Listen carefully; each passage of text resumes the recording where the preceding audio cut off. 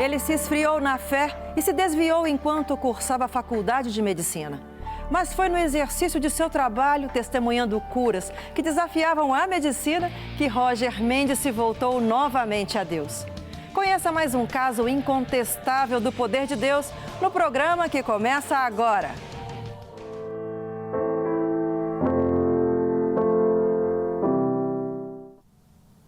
Roger Mendes, como muitos jovens, viu sua fé se abater diante dos questionamentos e obstáculos comuns a qualquer estudante cristão no ambiente acadêmico. O médico só não imaginava que a mesma medicina que o afastara de Deus agora iria aproximá-lo de sua fé.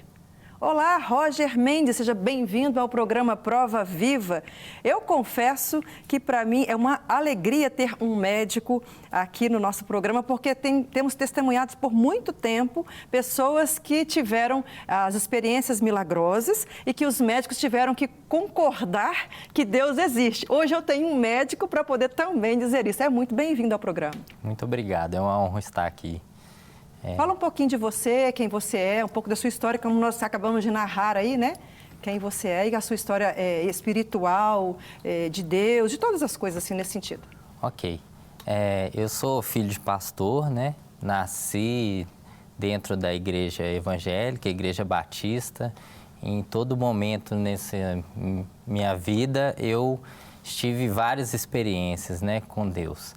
E desde sempre, desde muito jovem, adolescente, eu quis fazer medicina, apesar de não ter nenhum médico na família e nem nenhum estímulo para que eu fizesse esse curso, né? É uma coisa que brotou dentro de mim, esse desejo. E Deus, ao longo da minha caminhada nos estudos, sempre me deu sinais de que Ele estava comigo nesse meu desejo de ser médico, né? De que era da vontade dEle que eu fosse médico e fizesse medicina. Havia uma aceitação dos seus familiares acerca de você ser médico? Sim, sempre foi uma boa aceitação, né? Foi muito difícil, porque vestibular difícil, os estudos, né? Mas sempre foi muito bem aceito pela minha família essa escolha, né, dessa profissão. É uma profissão muito bem vista, né, pela sociedade, né, obviamente. E Deus sempre também mostrando que por trás daquele meu desejo inexplicado, existia uma vontade dele de que eu fosse médico, né? Ele sempre confirmando isso na minha vida. Eu até, em certo momento, eu fiquei na dúvida se eu fizesse esse curso, se eu não me afastaria de Deus e se eu deixaria de fazer a obra dele. E Deus, num culto desse, me falou assim: meu irmão, Lucas foi médico e eu te quero. Essa é a minha vontade para você, então não temas. E eu entrei na faculdade, né? Até que eu entrei na faculdade no ano de 2007. Entrei na faculdade... Você tinha quantos anos na época? Eu tinha 21 anos, se não me engano. Novinho, né? Bem jovem. Entrei na faculdade em 2007 e na faculdade... Eu fiz faculdade no Rio de Janeiro, na Federal do Rio de Janeiro. Mudei de cidade, né? Meus pais são daqui de Belo Horizonte, da igreja aqui. Eu mudei e fui morar sozinho e fazer faculdade numa república. Com o tempo que eu entrei no curso, eu me deparei com professores e um ambiente bastante ateu, onde a fé não fazia parte do discurso, né? Céticos também, né? Céticos e baseado em ciência e religião e fé não eram temas nem debatidos em sala e nem bem vistos em nenhuma discussão, né? Inclusive, ao longo da faculdade que eu fui vendo os casos, existia muito embate, né, entre os médicos e professores com os familiares, com suas crenças, né, das mais diversas religiões e principalmente evangélicos, né? Existe um grande preconceito ainda. e eles sempre entravam em embate com a família. Como é que ficou sua fé já desde o início, quando você já começou a perceber esse ambiente que era realmente contra tudo aquilo que você cria até então? Exatamente. No começo, eu ainda mantinha a minha fé e o pensamento firme em Cristo, mas assim, com o tempo que foi passando, todo aquele ambiente de negação da fé, da religião, do milagre, né? E é tudo baseado na ciência e acaba que você fica lá imerso naqueles estudos e nas evidências científicas e vendo também as coisas acontecerem assim no dia a dia, eu fui acabando ficando cético também. Juntamente com os professores e com os demais colegas e naquele ambiente ali de ceticismo e de ciência pura, né? De certa forma, o que você temia antes de entrar na faculdade aconteceu. Aconteceu. Meio Jó, né? O que eu temia me sobreveio. Exatamente.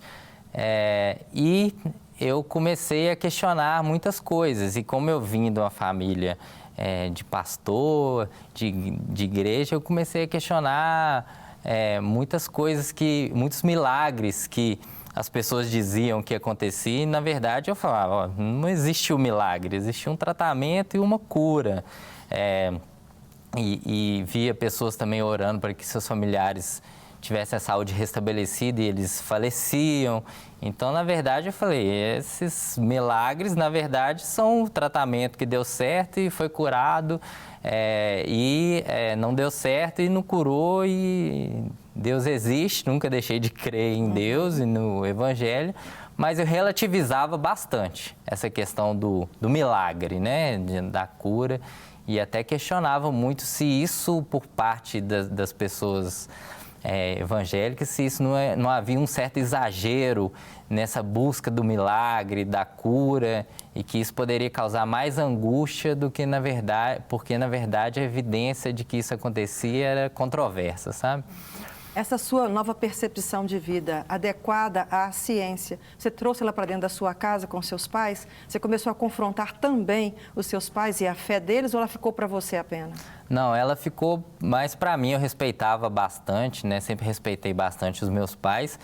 Mas em alguns momentos é verdade que quando eles me falavam assim, aconteceu isso com a fulana que curou. Não, a fulana tratou, e eu expunha o meu raciocínio para eles de forma bem clara, né? Que, na verdade, era uma coisa totalmente explicável, né? Existia uma explicação científica para que aquilo acontecesse, e questionava também, às vezes, até a questão da possessão demoníaca, né? De que algumas pessoas, na verdade, estavam tendo era uma crise de epilepsia ou um transtorno de ansiedade grave, que, na verdade, elas precisavam mesmo, eram de um psiquiatra e não de um pastor. Então, existia esse debate em casa de forma respeitosa, mas começou a haver, sim, esse questionamento. Né? Volta lá, então. Aí, então, nesse processo de medicina, você começou a mudar a sua forma de pensar. Quando é que as coisas começaram a tomar um rumo diferente para você? Então, conforme foi passando o tempo, eu tive algumas experiências com Deus na faculdade que Deus me ensinou de forma bem prática. Não houve nenhum grande evento que me mostrasse Deus e a atuação dele. Ele foi me mostrando no próprio dia a dia, ao longo da faculdade, a mão dele em situações em que não havia explicação para o que acontecia.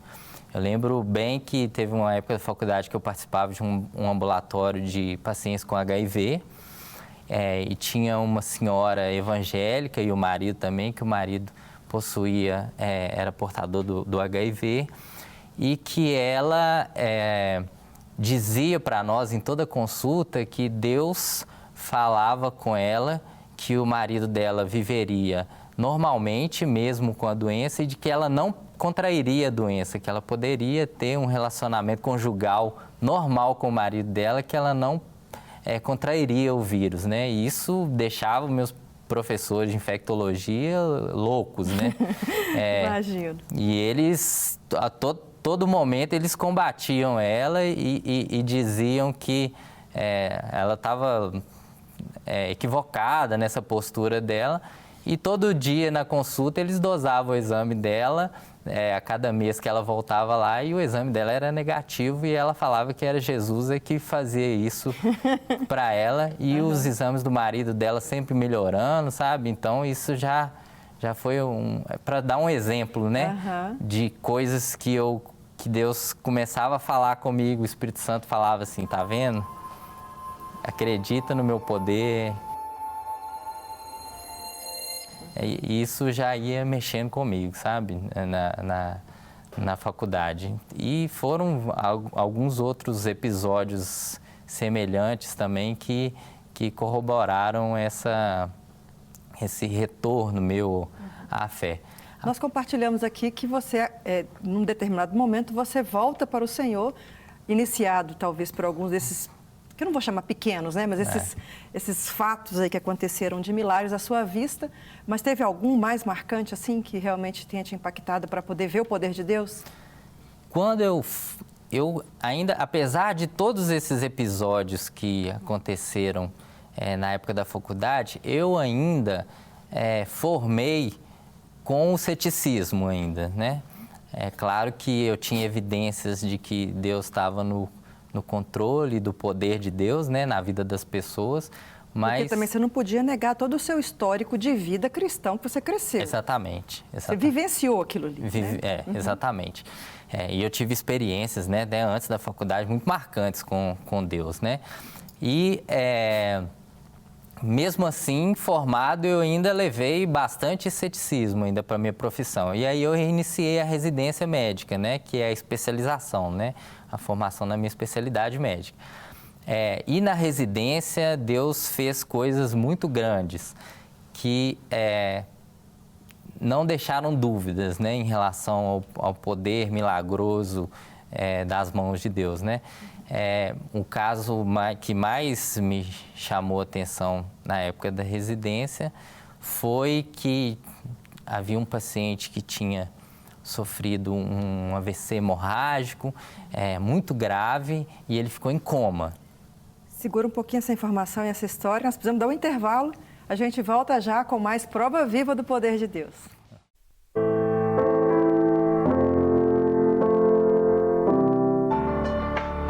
Roger Mendes foi questionado a respeito de sua fé durante a faculdade de medicina.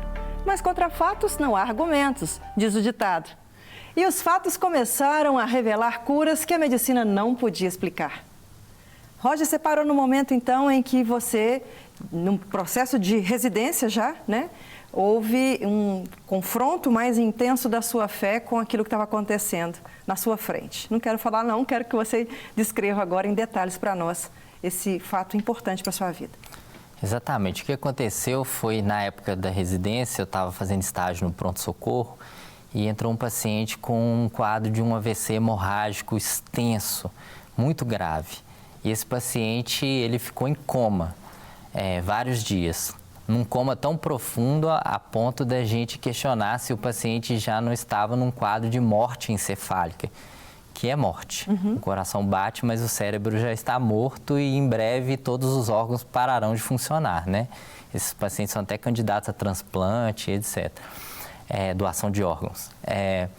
E a gente conversou com a família sobre essa possibilidade de morte encefálica e que a gente estava pensando em abrir um protocolo, que existe todo um protocolo para a gente confirmar esse diagnóstico, para aí sim a gente perguntar se a família estava disposta a doar órgãos ou desligar os aparelhos. Então, a esposa do paciente chegou para nós e falou assim, doutores, né, era eu e o meu preceptor, né, o médico mais experiente que me acompanhava ao longo da especialização.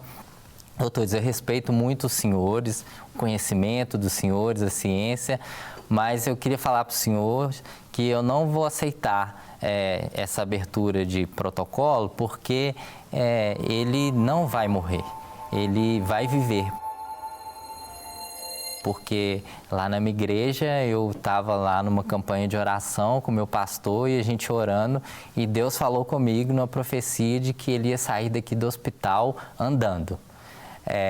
E, obviamente, o meu professor que não tem nenhuma religião manifesta, né? Ele ficou com muita raiva e saiu para lá nervoso. Eu continuei conversando com ela, argumentando que o quadro dele era muito grave, que as chances para medicina e para ciência eram nenhuma, né? E que a gente abriria o protocolo e a gente iria conversando com ela. E ela falou assim: os senhores podem fazer o que os senhores quiserem, porque vai acontecer, porque Deus falou que vai acontecer. E aí eu também, cético, saí para... Seria um milagre incontestável se isso acontecesse, né?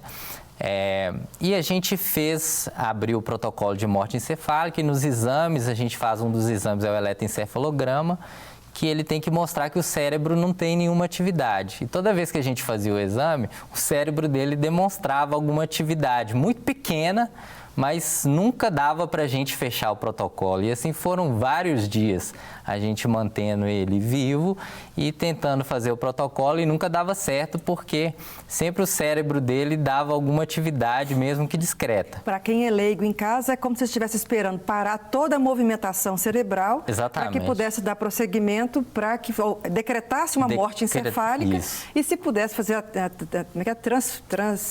transfusão, não? Não, a doação de órgãos. Ou desligar o aparelho, se a família não quisesse. E aí vocês ficavam ali vigiando, esperando a coisa acontecer. Exatamente. Todo dia a gente fazia o exame e sempre dava alguma onda cerebral. E a lei é bem clara, que qualquer atividade cerebral a gente não pode atestar o diagnóstico, né? E todo dia ela ia lá e orava para o marido. E teve um dia que ela foi com o pastor da igreja dela e alguns irmãos da igreja. E pediu para entrar, a gente deixou entrar, e eles começaram a orar. Começaram até a orar em um tom mais alto e o médico preceptor lá falou: gente, esse povo está gritando aqui, eles estão achando que aqui é uma igreja. Aí eu falei com ele, falei assim: deixa eles orarem lá, não estou incomodando ninguém está aqui achando ruim, deixa eles lá manifestar a fé deles, né? E eu fiquei olhando assim, quero ver se isso vai acontecer mesmo, né? De forma bem cética mesmo, sabe? E Deus não me falou nada. As coisas iam acontecendo ali e eu também achando que não ia acontecer, mas deixa eles manifestar a fé deles, né? Faz parte de um cuidado humanizado, né? Isso. E ela orava e aí a gente dava sempre a mesma notícia para ela, que não tinha reversão, o quadro, e ela: não, eu respeito os senhores, mas ele vai viver. Um belo dia eu chego lá para examinar esse paciente e esse paciente, ele abriu os olhos. E tinha vários dias que ele não tinha nenhum reflexo, nem a dor ele tinha.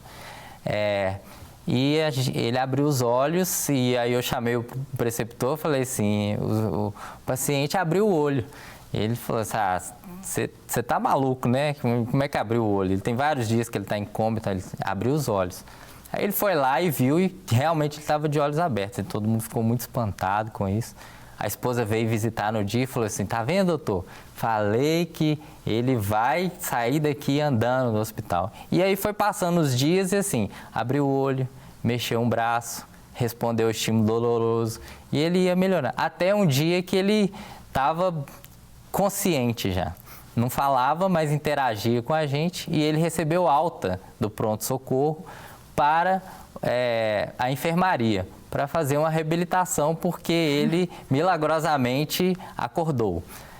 E ele foi mudando e fazendo a reabilitação e todo dia eu ia lá na enfermaria, ia vendo e ela: viu, doutor, falei que ele estava melhorando. E todo dia ele melhorava um pouquinho de cada vez, até o dia que ele voltou a falar, voltou a conversar, voltou a comer. O pessoal da igreja ia visitar ele e ele teve alta do hospital andando. Ei, glória a Deus! E assim, foi um milagre incontestável.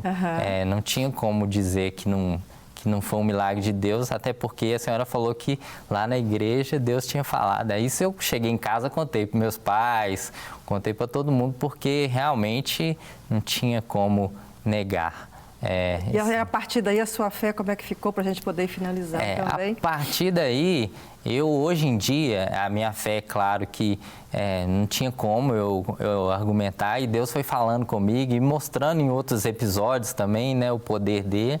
E hoje em dia, eu não tenho mais nenhum conflito entre a medicina e o poder de Deus, e a fé. Porque, inclusive, eu acho que o fato da gente poder fazer a medicina por si só já é um milagre, né? O conhecimento, a ciência, o conhecimento humano já é um milagre de Deus todos os dias. E mesmo assim, todos os dias a gente vê um caso em que não temos mais recursos, mas que Deus faz um milagre, né? Mas você aproveita, para a gente finalizar mesmo, você aproveita e faz alguma oração para os seus pacientes para que Deus intervenha com poder e graça ali? Hoje em dia, durante toda a minha atuação, quando eu piso no hospital, eu já faço uma oração, peço para que Deus abençoe o dia, oro pelos meus pacientes. E não tem mais nenhum conflito, sabe, entre fé e medicina, e aí a gente voltou lá no começo, quando Deus falou assim, eu quero que você seja médico para abençoar a vida das pessoas, e esse é o meu ministério, sabe, eu reconheço a medicina como um ministério de Deus na minha vida. Finaliza falando só como é que é a sua atuação hoje, rapidamente, onde você atua hoje como profissional? Atualmente eu atuo como profissional no Hospital do Barreiro, Metropolitano de Célio de Castro. Lá eu sou coordenador da clínica médica do hospital e trabalho também nos hospitais da Unimed de Betim e de Contagem. Tem muita gente para poder ministrar o poder de Deus na vida deles. Roger, muito obrigado por ter vindo ao programa, ter testemunhado o poder de Deus na sua vida e o tanto que Deus vai fazer através da sua vida. Eu já agradeço a Deus por isso. Muito obrigado, eu que agradeço. Deus abençoe. Amém. Provérbios 2:6. Pois o Senhor é quem dá a sabedoria, da sua boca procedem o conhecimento e o discernimento. A ingratidão e o descaso fazem parte daqueles que conheceram o nosso Deus de maneira superficial ou descartável. A sabedoria, que é o próprio Deus, se oferece ao homem numa pequena porção, para que esse possa agir com sensatez e equilíbrio, para que use dessa sabedoria para mostrar de onde ela veio, para glorificar o dono dela e para usufruto da humanidade. Acontece que depois de obterem um conhecimento científico e se descobrirem detentores de poder com sapiência, alguns desprezam o Criador da máquina humana, utilizando sua própria capacidade de funcionamento intelectual, vinda de Deus, para se respaldarem na autossuficiência e domínio. O que não percebem é que, ao recusarem dar glórias ao dono da vida, trazem para si a glória que não lhes pertence, sem se atentarem de que um dia prestarão contas diante do soberano Senhor acerca do presente que lhes foi doado. Os que já estudaram para além da letra e foram confrontados com experiências que embasbacaram a ciência e após isso reconheceram que os milagres fugiram de suas ações humanas e intelectuais, conheceram o Deus da criação, pois se permitiram ser usados por Ele e surpreendidos com o novo que vem dele ao se renderem à ação de Deus. Luiz Pasteur dizia, um pouco de ciência nos afasta de Deus, muito nos aproxima. Quanto mais se aprofunda nos estudos, mais se faz necessário dar crédito da criação a um ser superior. Não existe explicação plausível que contabilize tantas coincidências ou feitos com o próprio intelecto humano. Caso assim fosse, todos os estudiosos conseguiriam repetir seus experimentos de cura em 100% de seus pacientes, mas nas diversas enfermidades que existissem. E isso não acontece. Reconhecer Deus como o autor da vida não desmerece o estudo e dedicação de um profissional. De jeito nenhum. Ele espera que esses profissionais se tornem muito bons para serem usados por Deus, para ajudar outras pessoas que Ele encaminhar para receber esse cuidado. A parte ruim de não tê-lo por Senhor, nem obedecer suas instruções para seu proceder na terra, é a impossibilidade de receber o amor maior do mundo, de vivenciar milagres maravilhosos na sua frente e de diante da morte, que é inevitável a todos, não ir para o lugar que Ele separou para nós, a vida eterna ao seu lado. No céu, o conhecimento e a habilidade perderão efeito e estarão lá os que desejarem estar com Deus desde a terra. Venha descobrir maiores milagres que a sua ínfima experiência foi capaz de viver. Depois disso, é impossível não se render ao soberano. Vou aguardar você para mais um Prova Viva na semana que vem. Até lá! Não quer ficar um segundo por fora da nossa programação? Agora você pode nos acompanhar através das plataformas digitais. Não perca tempo, acesse, curta e siga-nos. Fique por dentro de tudo o que acontece por aqui. Rede Super, inspirando você.